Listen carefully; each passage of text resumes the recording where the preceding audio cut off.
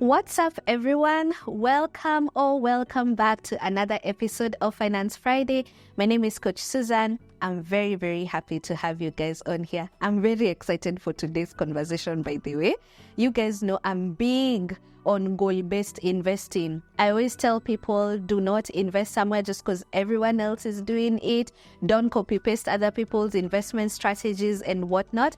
And so in today's episode, I want to specifically talk about how to invest based on where you are in life. Just some pointers. Obviously, this is not like the blanket rule that you must do. However, I think that based on your age, there are specific investments that you should do. There are specific investments that you should prioritize. There are even others that you should avoid. So today, I want to talk to three specific groups of people. I want to talk to a young investor. If you're a young investor watching me, you're just starting out, you're a beginner, I'm going to give you pointers on where to begin investing. If you're someone in your active working years, we are talking maybe 35 to 55, very actively working and earning, I want to also give you pointers on some of the investments to prioritize. And if you're closer to retirement or already retired, 55 and above, I'm also going to be giving you pointers on where I think you should focus your investments on. So if you're interested to learn how to invest based on your age, please keep watching this video.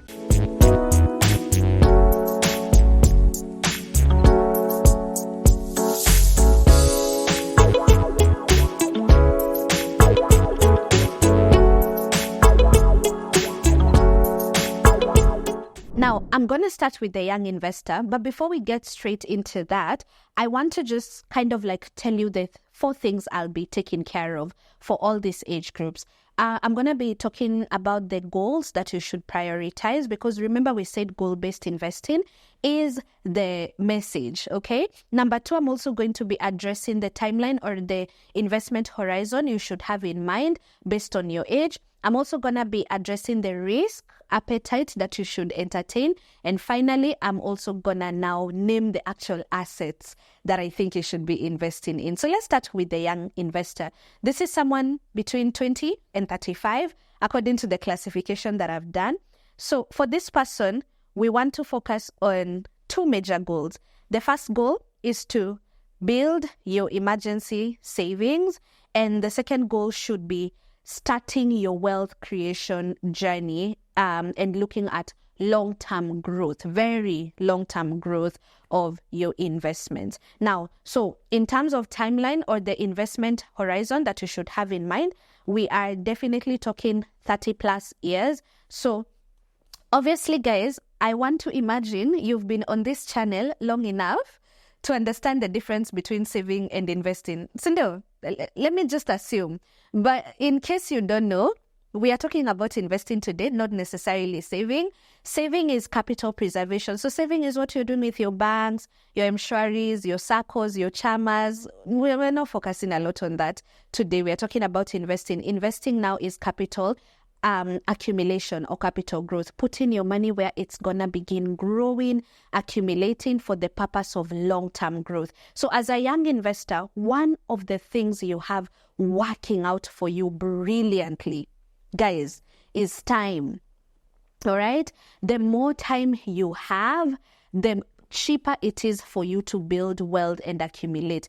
If you start funding, for example, your pension fund at the age of 25 versus starting to fund your pension fund at the age of 45, there's a very, very big difference. For the same goal, you'll find that someone in their 20s requires below 10,000 to still get the same number of millions in portfolio, while someone who's more advanced in age, maybe at 40, 45, we are talking maybe even 40, 50K for the same goal. So you want to start early. And this is your biggest advantage. Guys, I've always told people the advantage of time, if you're not taking care of, or rather if you're not taking advantage of it, you're really doing yourself a disservice, okay? So small investments can grow significantly over decades.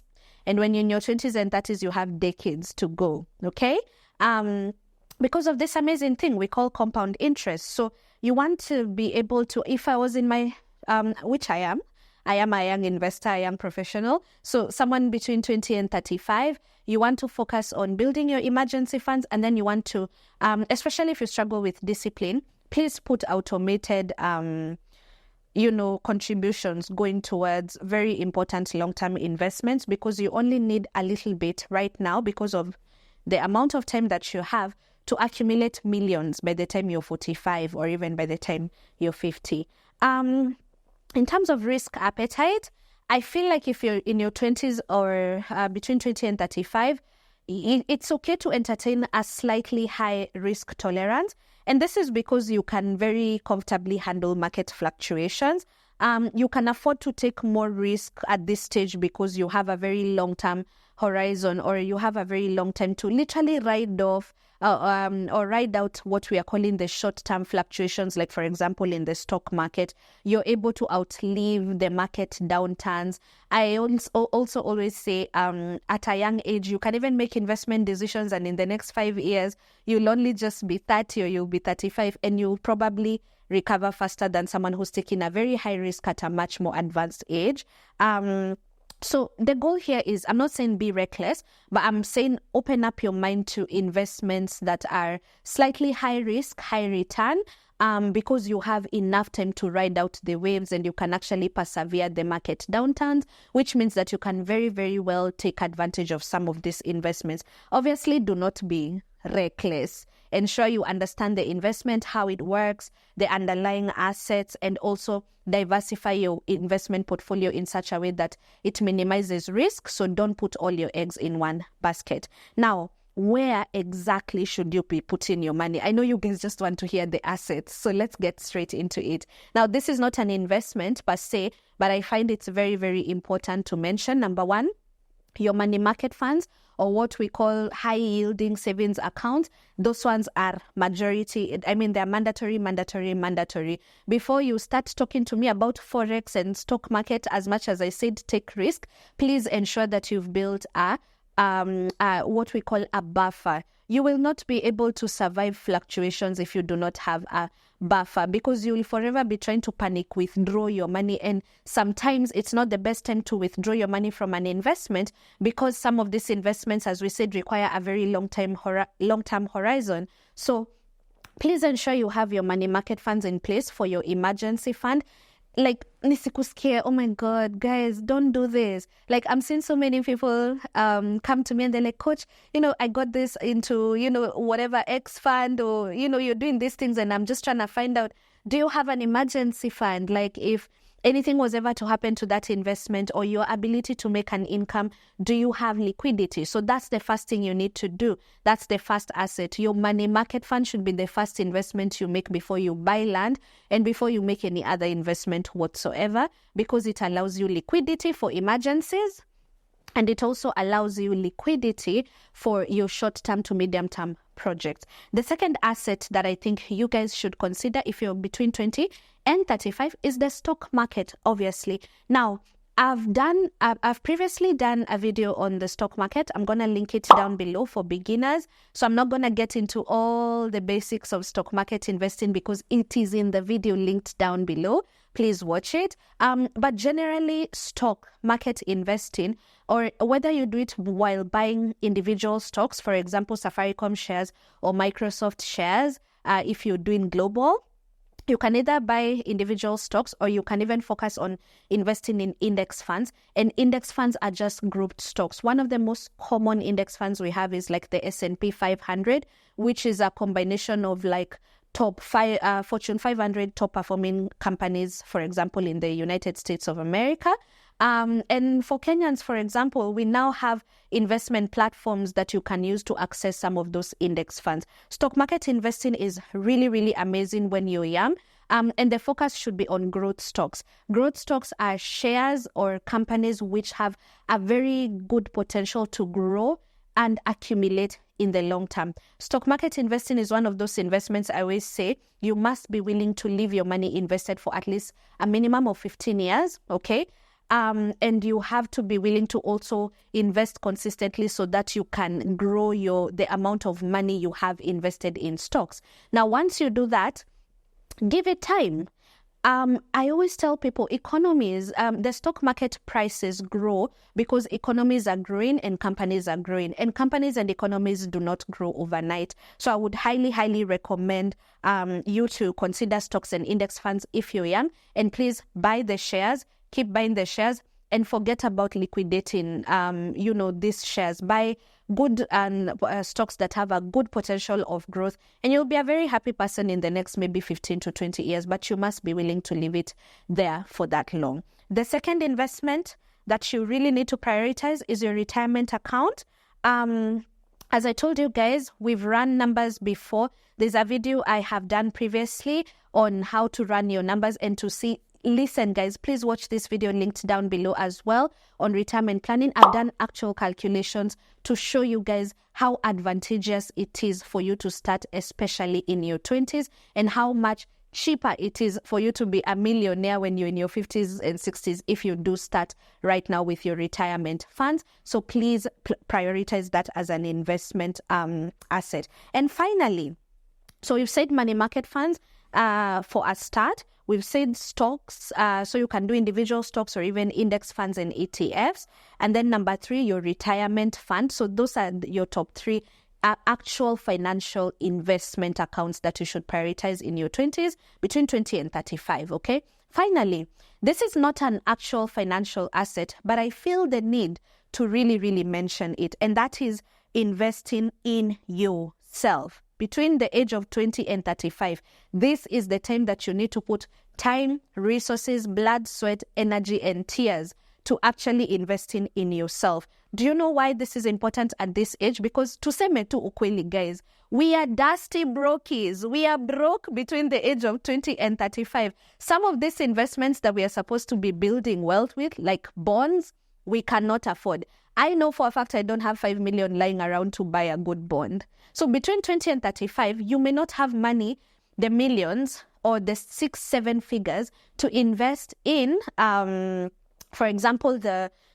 big investments like bonds and stocks and have a big portfolio. But one of the things that you can do is invest in yourself. Why is this important? Because when you invest in yourself, you increase your earning potential. So once your earning potential goes up, you're able to earn the big bucks that now can help you in the next stage of your life to actually accumulate real wealth. All right. So you need to invest in yourself in such a way that you, as the individual, becomes the income generating asset. Because we are not like, between 20 and 35, you're not at the prime of your career. In fact, let me tell you something. If you think you're earning money, but though, like, pesa is kushtwe, you're probably going to earn way more than what you do between 20 and 35 when you're now maybe past 35 and 40. Because you have years of experience, you're seasoned, your papers are right, you've gotten quite a bit of a good portfolio. So please make sure in this season between 20 and 35, you become the income generating asset so that you stop depending on employers to employ you. You stop depending on the government. You become the income generating asset because you have upskilled and you have skills, talents that you can actually monetize with or without an employer. And this is where platforms like one of my faves, Skillshare, come in. And I'd like to take a moment to plug you guys onto some of the things that you can do between, if you're in the age of 20 to 35, some of the courses that you can take on Skillshare to ensure that you're investing in yourself to become the income generating asset. So let's look at that briefly. This portion of today's video is sponsored by Skillshare. Skillshare is the largest online learning platform for creatives. And as we are discussing today, how when you're in this stage of, being young and having the luxury and the time to be able to begin to acquire some skills and learning and what I like to call demand-driven skills that could actually earn you income. I have seen that there are so many courses here on Skillshare. I've been taking some of them and they've been very, very instrumental. Skillshare has a variety of courses. For example, this is a learning path that I came across for someone who'd want to really just get better in terms of their art, for example, like the business of drawing and even how to secure high-profile brand partnerships. If you're into things like public speaking and comedy, this is one of the courses I came across that I found so interesting. Some things that you don't even think people have to upskill for, or you wonder whether there are courses for such a thing. I'm telling you, Skillshare will surprise you, because whoever thought there's an actual course and resources that can help you to pretty much be a good stand-up comedian and to even earn money from it. This is a course on, obviously, for example, web design, marketing, and it is very, very detailed, as you can see. And these are not the only courses. There are so many courses, from photography to videography to social media management. Anything that piques your interest as a creative, best believe you will find such a course on Skillshare. Now, I need to plug you guys on to what Skillshare are doing, and for you guys to even have an experience with them. So the first 500 people to click on my link down below will get 1 month free of Skillshare. So click the link down below to get 1 month free trial of Skillshare and ensure that you get a chance to experience everything there is on Skillshare for at least 1 month. And then, of course, decide that you're going to proceed with this as your go-to platform for upskilling and earning demand-driven skills. Now that we know what young investors between the age of 20 to 35 should be doing, I want to talk about the worker bees. I call them the active worker from the age of 35 to 55. First of all, I have to say I really envy you people, because I feel like there's just between 35 to 55, you've just kind of like umetoka ghetto in a way, like no one is asking you about years of experience. I don't know, maybe you guys can let me know in the comment section. Maybe I am assuming, but I'm really looking forward to the age 35 to 55, because I feel like at that point you really have settled in your career in some way. If you're employed, you've established some form of dominance in what you do. So let's get into the 4 things. We said we are going to look at what your goals should be, timeline, the risks you should take, and the actual assets that you should be investing in. Now, for this person, number one of the goals you should always have in mind is, now maybe you started your small retirement fund, but in this age, and if you haven't already done it, one of the top priorities is to actually grow your retirement savings. These are also the people who have really big bills in terms of schools, because your child is probably in high school, they're probably in college, so you need to invest towards family goals such as especially school fees. School fees is a big deal between the age of 35 and 55. You're actively educating children. Another thing that I'm seeing a lot of people focus on is medium-term goals like home ownership. If that is something that is emotionally important to you, having a home that you probably hope to retire or leave behind for your children. And while these people might still have a significant time ahead of them, it is very, very important for them now to begin to prioritize preserving wealth and also income generation. So you see, all of this are probably some of the goals that you have: a home, educating children, retirement, and also kind of like, getting some passive income. So you have wealth, or rather you've accumulated investments that are earning you some form of income, okay? Now, your investment timeline or horizon, I would focus on investments that have an investment horizon of between 15 to 20 years. If I'm 35, because if you start at 35 and you have a 15-year time horizon, you're probably going to be 50 when these investments begin to really, really materialize and, kind of like do something for you that is very impressive, okay? Now, in terms of your risk appetite, we said for the young investor, they have the time advantage to take quite high risks because they also have enough time to wait out the risks. However, you will also notice that for anyone between 35 and 55, it's like you have time, but you also don't have as much time as you think you do. So I would recommend a balanced risk portfolio. At this particular point, I wouldn't take a very significantly high risk, but I would also not be very conservative. So I would say that your risk tolerance should be balanced. You should pretty much balance between growth and stability. What do I mean by that? Have an investment portfolio that is, you have a little bit of money that is in secure investments, so it gives you stability. Why? You're paying school fees. School fees is every 4 months. You need some form of stability, okay? You're probably paying things like car insurance, medical insurance. You are probably thinking about financing some home, a piece of land or whatever. Like you need cash flow to ensure, like these people are family people, so you need stability. But because we also need to be rich aunties and rich, what do we call them? Uncles. For women, we call them rich aunties. But because you want to be wealthy at some point, you also have to focus on a bit of growth. Okay, so that's where the balance comes in. Don't put all your eggs in one basket. So let's look at what the assets you should be thinking about. What the assets you should be thinking about are. So obviously the first one, and this is my favorite, is bonds. If you're between the age of 35 and 55, I genuinely do not know what you're doing with your money if you're not buying bonds. Do you know why? Because we said your portfolio should focus on stability and also growth. Now, bonds provide a very stable source of income because you lock your money in for medium term to long term, depending on the duration of the bond. And this money actually comes in every 6 months. I've done a video on bonds. If you've missed it, I'm going to link it down below. The description box below, guys, today. Imejaa to investments. So, msiseme hamjui hizi investments. I've linked them down below. Please watch them. The videos are absolutely resourceful, okay? So bonds are great for passive income.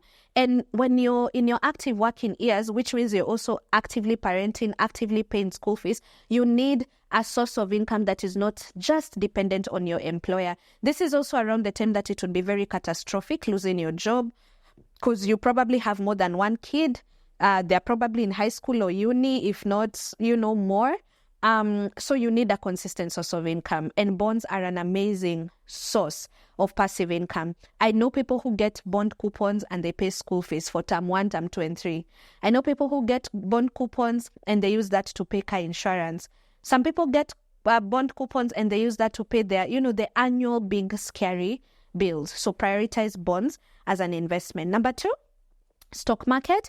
I would say if you had started investing in stocks before this age, you really want to now, because you're earning a little bit more. The assumption here is that you're a bit more established in your career. You want to now really, really focus on dividend-paying stocks. So you're accumulating. You just had 100 shares. Please, if you want these shares to make sense, for stock market to make sense, you have to own thousands of shares in a particular company, so that also the dividend you will begin to get makes sense. Okay, so please focus on your shares, your index funds. If you also do mutual funds, like here in Kenya, we have unit trust products that are beyond the money market funds. So you have like the fixed income funds. Some of them are even dollar denominated. You have funds that are even like mutual funds. Like I know some of these funds that we have in some of our companies, our banks. Some of the mutual funds that even expose your money to the euro bond, or they expose your money to foreign currency investments. I would really, really focus on that because of the growth aspect of our goals. And then finally, so bonds, your stocks, your mutual funds, and then obviously it goes without saying, your retirement account. Right now, you should go on steroids. I know you're here thinking, I'm just 35. I have 20 more years to go. Honey, no. This is now in fact, you should have started at 22, 23, 25, thereabout. So this is the one account that you should really, really, really prioritize. And this is very difficult. I'll tell you why I find it very, very difficult. When you're in your 20s, because maybe you've not yet started a family or the family is not so big or advanced, you feel like you can afford the luxury to do 10,000, 20,000 into a pension fund. However, I feel like for the people between 35 and 55, because of how the family setup is and because of just how life is lifing, sometimes you feel like you need to choose between school fees and pension, or medical care and pension, or family and it becomes it starts feeling like it's an either or. Please, just do not allow yourself to get to that point where you're putting zero. Just really push through. I feel like during this stage, it's very, very difficult for you to keep being consistent with funding a pension because you feel like there are other priorities. And that's a lie. Don't allow it to settle in your mind, because if there has ever been a time that you need to go hard and go on steroids in terms of retirement planning, is now, because there's no other time. Ukishafika 55 or 60 is when you are ideally supposed to start enjoying those benefits. So how will you enjoy benefits of something you never invested in? So those are 4 assets: your bonds, your stocks or index funds, mutual funds that allow growth of your money, and also retirement funds. The last category of people I want to address are the people who are either very close to retirement or already retired. So this is now our 55-year-olds and above. Okay? So in terms of goals, your goal is probably secure retirement income.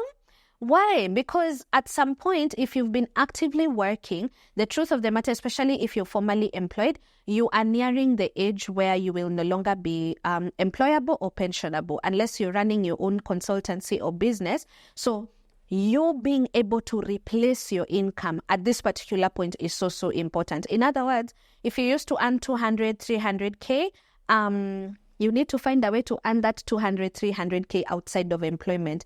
So we really need to replace your income. And then, of course, another goal you should have is to minimize risk. You do not have the luxury to take on very high risks at this stage. And a third priority is also to be able to access your savings. Now, having that in mind, if you're trying to invest at the age of 55, I would say that please keep your investment time horizon between 5 to 10 years, not so long. Because you see, you are very close to retirement. So you need to protect your capital, number one, and you also need to ensure that you have a steady income for retirement purposes. So please don't take on very long-term, very high-risk investments. So obviously your risk tolerance as a person who's 55 years and above should be significantly low. At this particular age, the top priority should be capital preservation. So in other words, what I'm saying is, I don't know if there's a good way to say this, but pretty much this is not the time you've just discovered investments. And I get the excitement. I know there are people who get information like way later, but this is not the time to take on risk with cryptocurrencies and Bitcoin because they came to your church and I don't know, did what. Like it is not the time to get into some weird real estate investments that are off plan. Hujaona nyumba, hujaona plot, but walikuja wakakuelezea and that guy seemed so nice.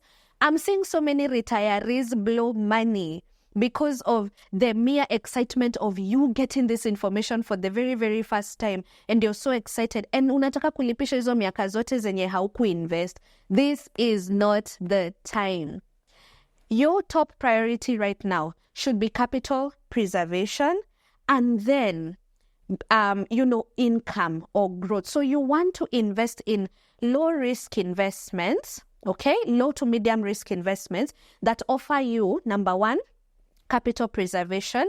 Your money is actually secure and safe. You're not taking risks in volatile markets, okay? And then number two, income generation, because very soon you will no longer be getting active income. And this also applies to self-employed people.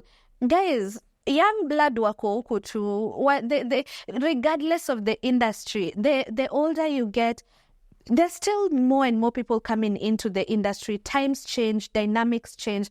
You might be thinking you're the hottest cake in the, in your industry or in the planet, and things might change. Maybe they will not, but please ensure that you have passive income coming in outside of what you considered your typical career, okay? What are the assets? 3 very important assets for you to focus on as someone who's 55 and above. Number 1, bonds.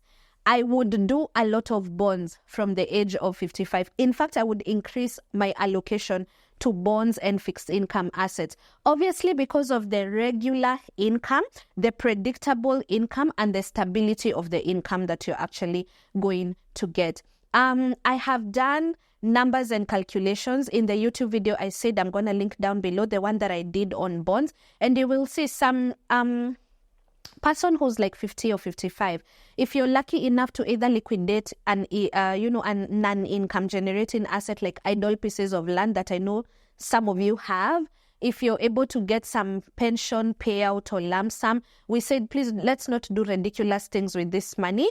Buy a bond. A bond that is 6 million, 7 million, 10 million would give you a very consistent source of income every 6 months. You can even spread out that money so that you spend it monthly. Bonds are a very reliable, predictable, and stable source of income for someone who is either retired or close to retirement. The second thing that you want to probably focus on is what we are calling fixed income annuities. Okay, I've talked about this in a previous video, but generally, an annuity is a product that you can purchase with an insurance company. It is an pension product that pretty much guarantees you a fixed amount of money coming in every month until the day you die. So maybe you're feeling, I don't know how to do bonds. I don't want to open an account with the Central Bank of Kenya. I don't even trust the government. I know there are people who do not trust that the government will still be stable. But insurance companies do have pension products that we call annuities that you can go. So you can take your whatever number of millions and they will calculate for you and tell you, with this amount of money, we are able to pay you 30K every month indefinitely, or 40K or 50K every month. They are a very, very, very good post-retirement product. So if you're watching me and you're close to retirement, I would highly recommend that you check out insurance companies and check out some of the annuities products that they have. One of the best companies that I know offers very reliable services for pension product annuities specifically is ICEA. I've not been paid to say this, but this is just experience I've seen with helping some of my clients. ICEA have one of the best annuity pension products that you can buy. So you can also check them out if you want to know how you can buy. So you can have 7 million, 10 million, however many amounts of money you have, and then have a discussion with them depending on your age. So they look at your age and all of that, and the amount of money you're investing, so that they can tell you this is exactly how much we can be paying you as a pension every month. And as long as your paperwork is okay, by the way, and you have the lump sum amount of money ready, and you go through the application process, in fact, it can even be in effect from next month. So this is some of the things you can do with your lump sum money that you've gotten either from a pension from a past employer or even liquidating an asset. And finally, if you had dividend-paying stocks, now is the time to enjoy them. Now, for the youngings who are listening to me when I started, the people in their 20s, 20 to 35, now at this particular age, 55 and above, is when your dividend-paying stocks make sense because they've had enough time to have capital growth. So the company has grown, it has grown in leaps and bounds. The share price also grew. The profitability also grew. You increased the amount of money that you invested. I've talked to people like some of my mentors to date who they still get dividends. There's one of, my mentors, he keeps getting dividends, Zachai. And I keep asking him, Sasa is it only invest nini? He invested in the tea industry way before when he was a young man. And now that he's an old man, he gets dividends from, the investments that he has made. I want you to imagine someone who, for example, purchased a stock, that was costing maybe three shillings during the IPO, the initial public offering. And now 15 years later, 20 years later, that share price is maybe 18 bob or 19 bob. Okay, so assuming they bought 1 million shares and they've never added or removed, between that duration, their value has grown from 3 million because it's 1 million shares times 3 bob per share, which is 3 million, to now 1 million shares times 19. So their portfolio has grown from 3 million to 19 million without adding or removing anything. And that's a very good amount to earn dividends from. And dividends are paid either annually or semi-annually. And that could also be a powerful source of passive income for someone who is 55 and above. Now, Today we've talked a lot about investments. You probably might have a question or two. So please drop any question that you might have in the comment section. I'll get some time and respond to them. But I really hope that you've gotten just a bit of direction or a sense of understanding on what you should be investing in based on your age. And especially, as you guys saw, it's not just about age, it's where you are in life, the goals that are important, and then choosing investments that can help you achieve those goals. Thank you so much for watching. Please remember to like this video, share it with your friends, your family, your relatives, your significant others, and also turn on the notification bell so that you can be notified every time I upload a new video. So until the next episode of Finance Friday, thank you so much for watching. I'll see you.